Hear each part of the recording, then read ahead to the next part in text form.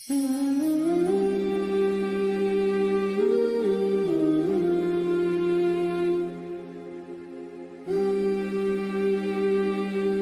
ভাই, তোমার নামাজ হয়নি, তুমি নামাজটা ঘুরিয়ে পড়ো।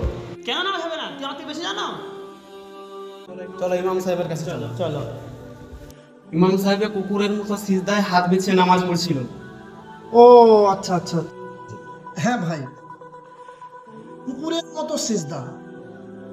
রাসূলুল্লাহ সাল্লাল্লাহু আলাইহি সাল্লাম বুখারী শরীফে 532 নম্বর হাদিসে বলছেন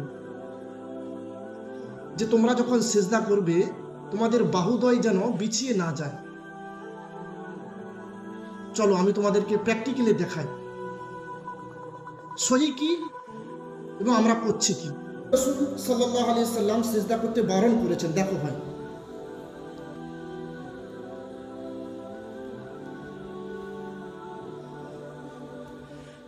আর যেভাবে আমাদেরকে সিজদা করতে হবে